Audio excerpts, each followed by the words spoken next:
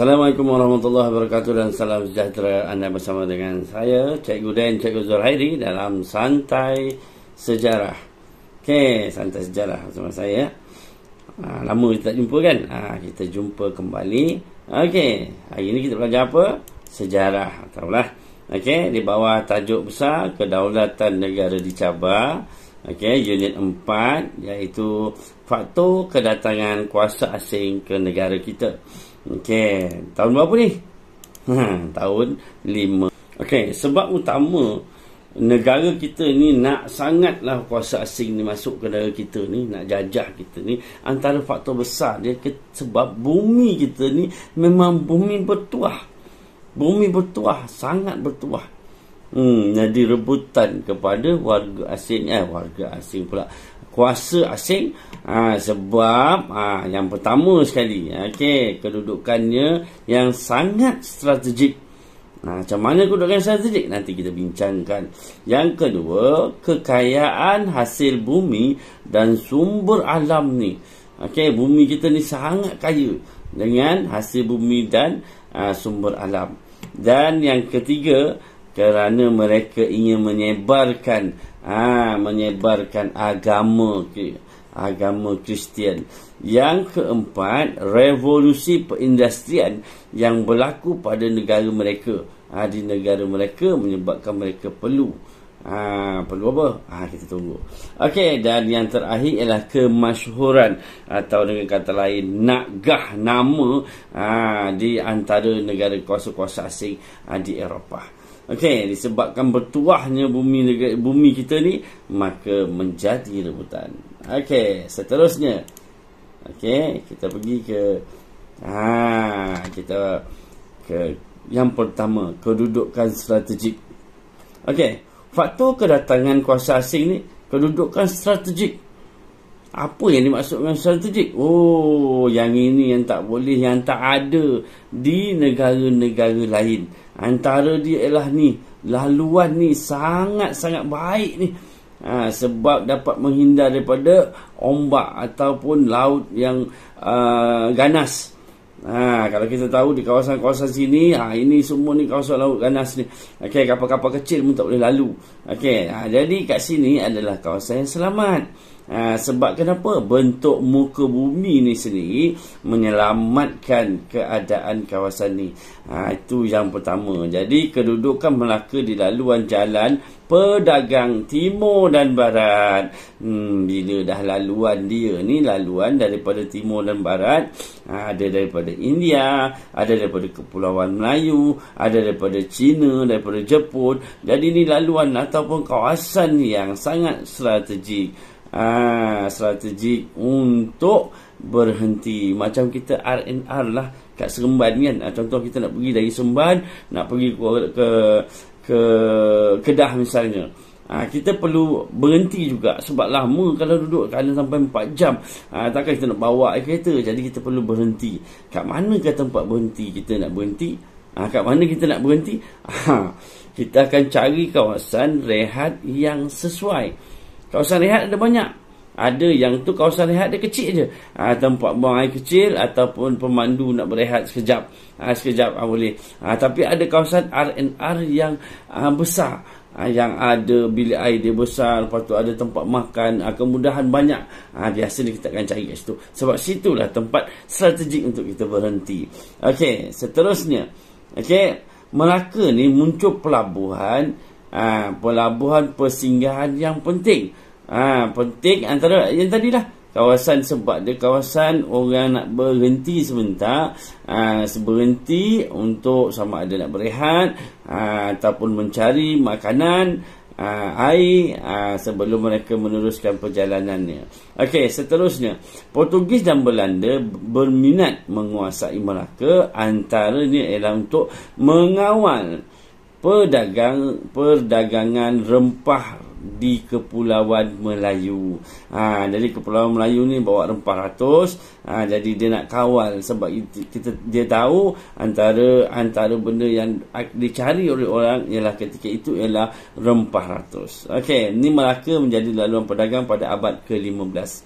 Okey, yang kedua, kita beralih kepada kekayaan hasil bumi dan sumber alam. Yang ini memang tak dapat dinafikan sangatlah. Okey.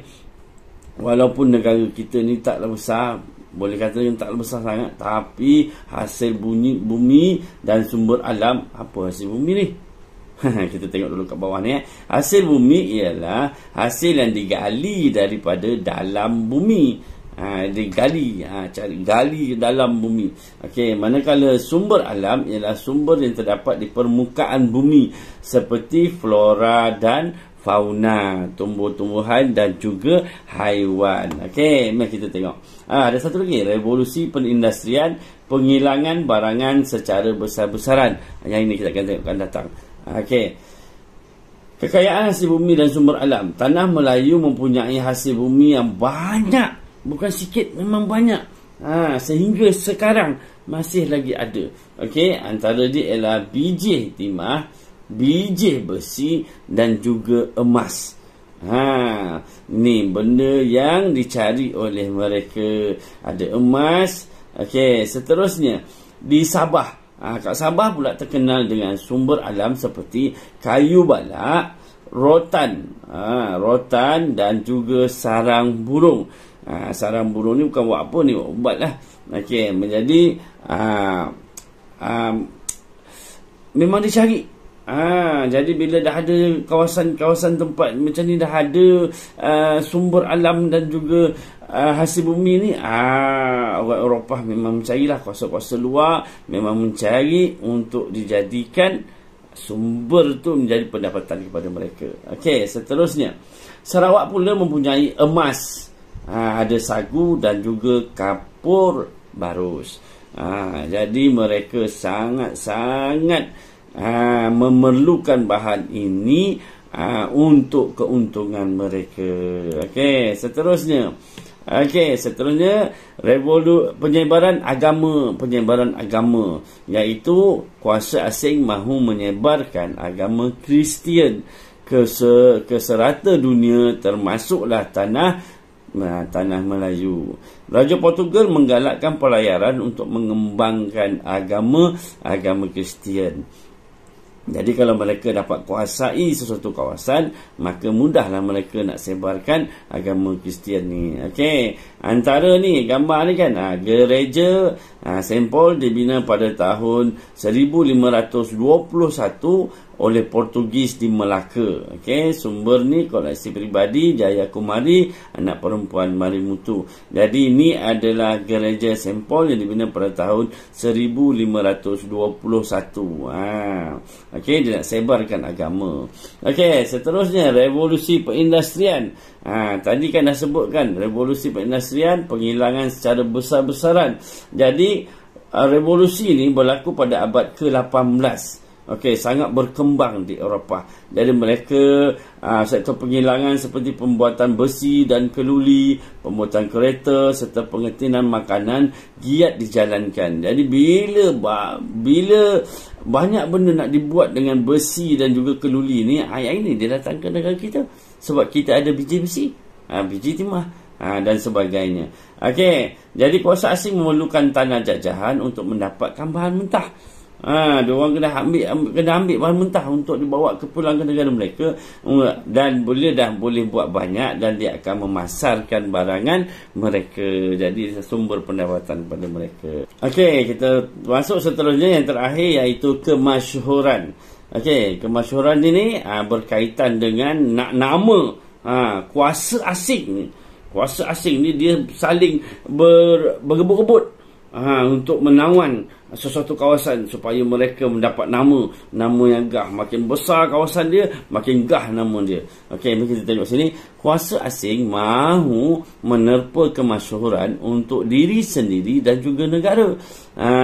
Okey, kuasa British muncul sebagai penjajah terbesar. Nampak? Yang ini dia orang idam-idamkan nak nama. British dah dapat nama. Patutnya bolehlah Belanda dan sebagainya. Tak. British muncul sebagai penjajah terbesar. Okey, manakala James Brooke telah menguasai Sarawak setelah melihat kejayaan British di Pulau Pinang dan Singapura. Mereka ni bukan senang-senang masuk, dia ada strategi dia sebelum menawan sesuatu negara. Okey, jadi ini adalah Fort Margherita di Sarawak. Okey, sumber koleksi Dewan Bahasa dan Pustaka. Okey, apa di akhir pengajaran yang cikgu nak sampaikan ialah penjajahan kuasa asing menyedarkan kita pentingnya kedaulatan negara untuk dipertahankan. Sebagai rakyat, kita harus memupuk semangat patriotik supaya campur tangan dan penjajahan tidak akan berulang. Namun begitu, cikgu ni adalah seorang penyajak. Cikgu selalu juga dengar tentang sajak-sajak. Bila kita dengar balik, Allah, zaman kita ni dah mula ke arah tu balik. Macam mana kuasa asing masuk melalui muzik, minat muzik K-pop lah, minat dengan rambut lah, gaya hidup, tu semua salah. Kita kena pertahankan. Itu pasal kamu belajar, walaupun kamu baru dah jam 4, baru dah jam 5, dah jam 6, belajar sejarah. Sebab kita nak jati diri negara, diri kita ni terus kita pegang. Sampailah kamu besar, kamu akan ingat balik siapakah yang telah memerdekakan kita, siapa yang telah memberikan kita semangat untuk terus memastikan bahawa tiada lagi penjajahan selepas ini. Okey, akhirnya jumpa lagi di masa akan datang. Assalamualaikum warahmatullahi wabarakatuh dan salam sejahtera.